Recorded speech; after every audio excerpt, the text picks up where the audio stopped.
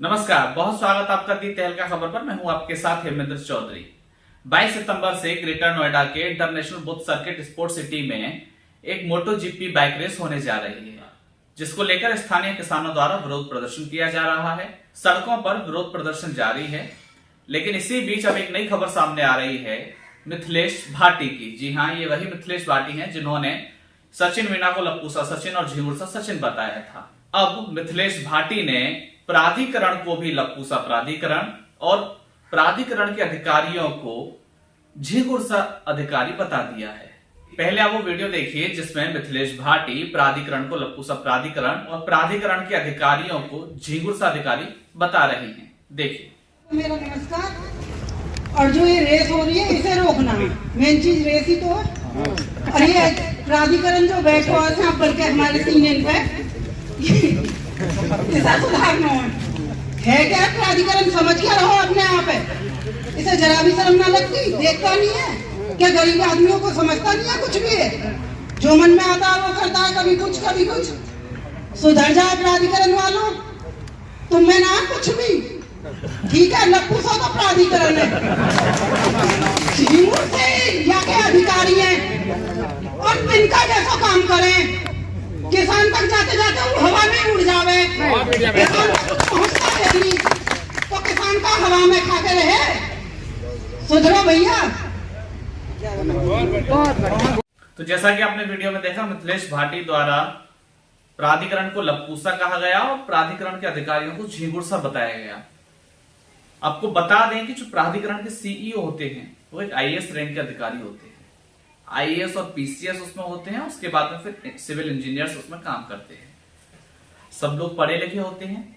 आप जानते हैं कि आईएएस बनने के लिए कितनी मेहनत करनी पड़ती है। कड़ी मेहनत करने के बाद, कड़ी मशक्कत के बाद एक व्यक्ति आईएएस रैंक पर पहुंचता है। उसके बाद एक ओहदा उसे मिलता है, एक सरकारी मुलाजिम बनता है। उसके बाद एक ओहदा मिलता है, एक पद मिलता है, फिर वो उस पद से जुड़े हुए सारे कार्य करता है।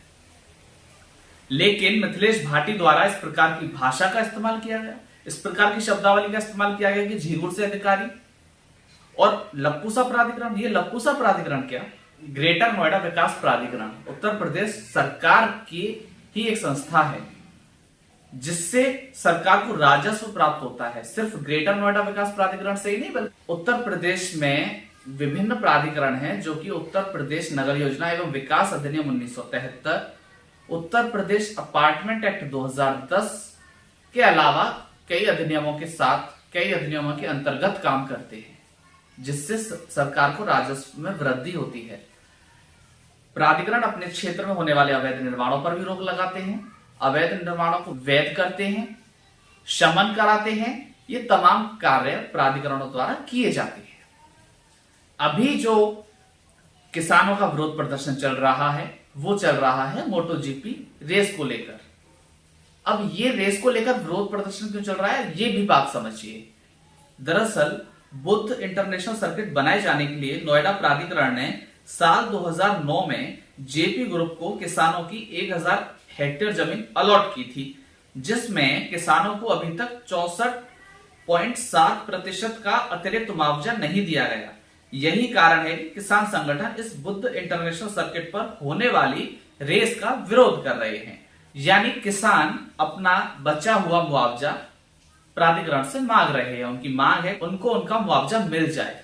लेकिन मिथिलेश भाटी द्वारा जिस इस प्रकार से शब्दावली का इस्तेमाल किया जा रहा है वो ऐसा नहीं किया जाना चाहिए।